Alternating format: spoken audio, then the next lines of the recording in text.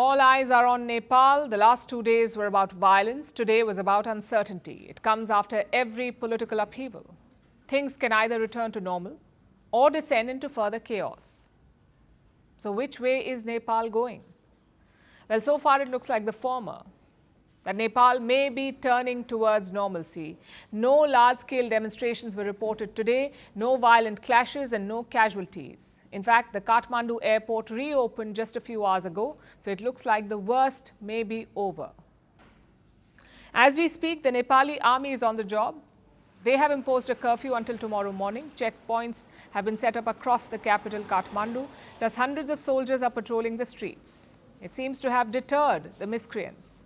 Because today was relatively peaceful, most people stayed indoors to follow the curfew.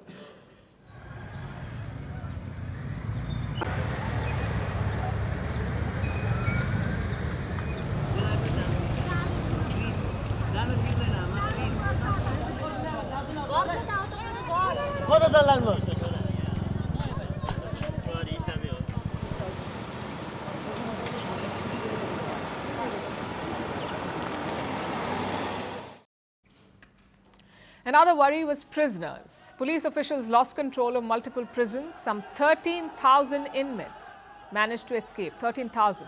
Thankfully, the army is now rounding them up.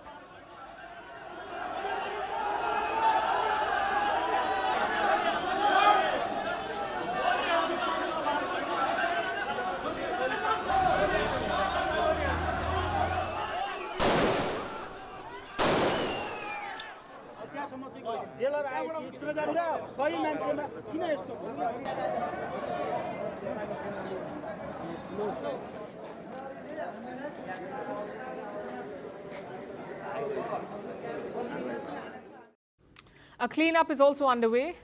There are burnt cars and buses on the streets of Kathmandu, plus several buildings are still smouldering. Both the Parliament and the Supreme Court were set on fire. Pictures from inside the Parliament have now emerged and the damage appears extensive.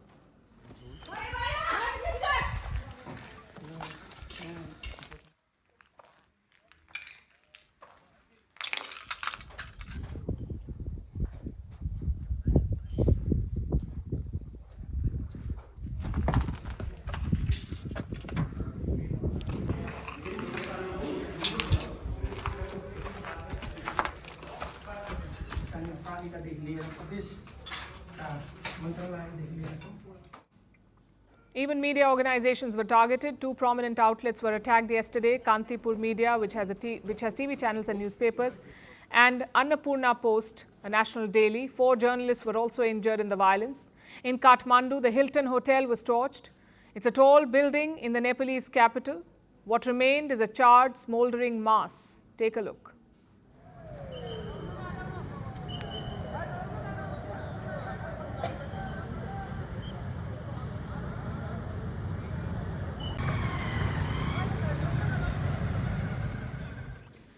And casualties, the death toll has climbed to 30, out of which 19 people were killed in Monday's crackdown, plus more than 1,000 people have been injured.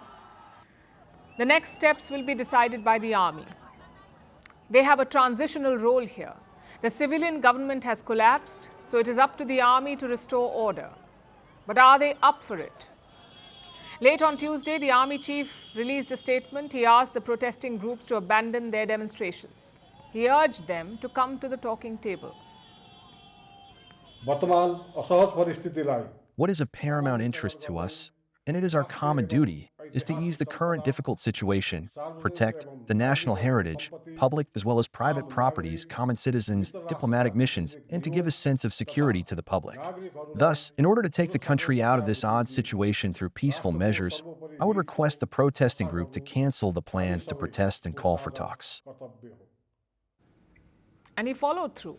Today, the army chief met the young protesters. They proposed someone as interim leader. Her name is Sushila Karki, and she's far from Gen Z. Sushila Karki is 73 years old. She was Nepal's Chief Justice from 2016 to 2017. In fact, she is the country's only female Chief Justice. So why did the protesters pick her? Maybe because of her political background. More precisely, the lack of it. Sushila Karki has never been a member of any political party. She may not be young, but she is an outsider. And that's what the protesters want. Someone who can cleanse Nepal's political system. Of course, it won't be easy. There is a long road ahead to normalcy. Chances are the parliament will be dissolved, reforms will be introduced, new leaders and parties may emerge, and finally, fresh elections. It is a long and painful road to stability. Along the way, let's hope everyone is served justice, not just the youth who protested this week, but also the victims of Tuesday. Families of ministers were assaulted and killed. Private property was destroyed, public infrastructure was torched. Let's hope the new Nepal will punish those miscreants too. The Gen Z groups have distanced themselves from this violence. They are blaming so-called opportunists, basically outsiders who hijacked the protest. Meanwhile, the outside world is watching closely. China has finally broken its silence. It is hoping that stability will be restored soon. China and Nepal are traditionally friendly neighbors, and we hope that all sectors of Nepalese society will properly handle their domestic issues and restore social order and national stability as soon as possible. And India? New Delhi has two main focus areas at this point. One is the political situation in Kathmandu. India has asked all stakeholders to engage in dialogue. The second is the border. India and Nepal share a 1,700-kilometer long border. It is largely unrestricted, meaning people are free to move around on either side. But not right now. Indian forces have beefed up the border. They have tightened restrictions on entry. Do not expect this to let up soon. It will take some time for Nepal to get its affairs in order. Until then, India will be on alert. The good news is that things are moving in the right direction. They have not deteriorated since yesterday. We will be tracking the next steps closely.